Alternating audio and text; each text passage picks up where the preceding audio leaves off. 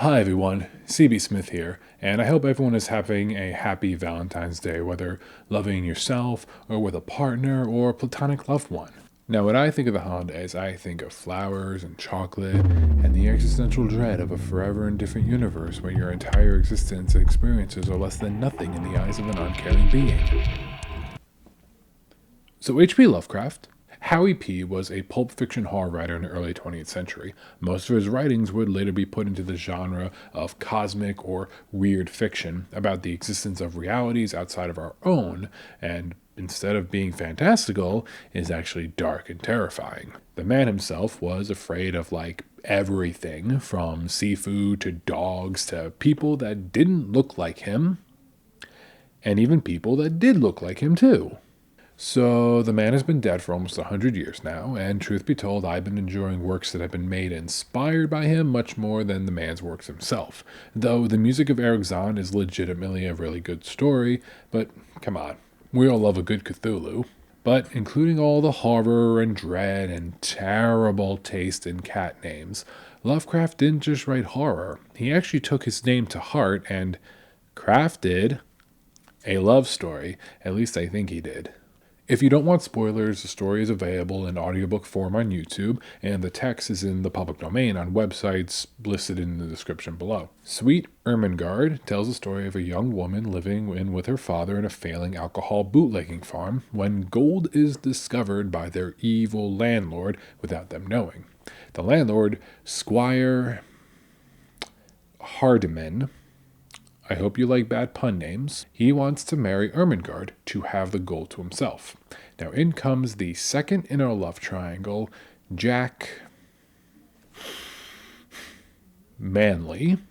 Sweet guy, but doesn't have enough money to save the farm, so he goes off to the city to get rich. Now at some point our evil, literal mustache-twirling landlord kidnaps Ermengarde and forces her to marry him, only to realize, wait, he owns the land the gold is on. He can just evict them.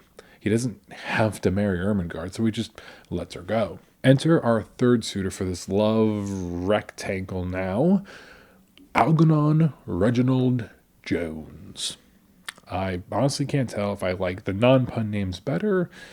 He's a prospector that falls for Ermengarde and she runs off to marry him. While on the train to the city, Ermi discovers that old Reginald has a secret lover, so she throws him out of the train in disgust. Now in the city, with no money and no prospects, Ermi becomes the maid for the wealthy Mrs. Van Itty.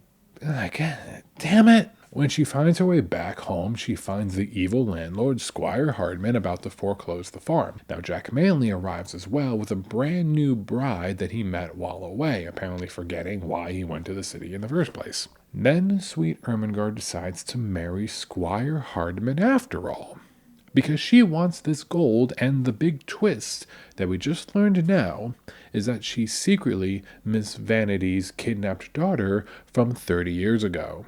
And so if she wasn't her dad's kid, she can't inherit the gold, so she blackmails Hardman about his kidnapping her to marry her instead to get the gold. And Jones, the second suitor, he ended up marrying his secret lover after all and became a taxi driver in the city. The end. Did I mention this book is only 10 pages long? That's a lot of story. So where to begin? There's very little information about the story, which is odd because Lovecraft for nearly a century has had friends and fans archiving and discussing nearly everything he's ever written. On the creation of Now that's one of Lovecraft's we don't hear mentioned often. Including that poem, and even then, it's a blip on the radar. From what I could find, this was a parody of the nonsensical romantic pulp stories written at the time, but this story is written by a guy that clearly does not like those type of stories, which is the worst type of parody in my opinion, because it comes from a place of no love for the genre that you're spoofing. All the things you're ripping is surface level. Ugh. God, I knew I shouldn't have taken those stupid shrimp tacos from that Guadalajara street vendor last night. And in this case, I don't even know exactly what it is Lovecraft is riffing. Combine that with his writing style, which is a style that at its best sets the scene for a place and emotion, and better stories by him. At its worst, it uses a lot of words to say very, very little. Ermengarde confessed to 16 summers and branded as mendacious all reports to the fact that she was 30. You can just say that she's 30, but want people to think she's 16. You don't need a thesaurus, Howard. But Sweet Ermengarde is a rom-com, and Lovecraft being a big Anglophile, there was an attempt at writing jokes that got a chuckle out of me, probably because I like that Monty Python-esque dry British stuff. Like Squire Hardman's scene of stalking Ermengarde and Reginald. When the lovers had finally strolled away, he leapt out into the lane, viciously twirling his mustache and riding crop, and kicking an unquestionably innocent cat who was also strolling. "Curses," he cried. "Hardman, not the cat." You know, not exactly a knee slapper, but hints a structure of a joke. And I'm grasping at joke straws here, guys. So there's a reason why you won't find this story in those Lovecraft compilation books at the Barnes & Noble bargain section.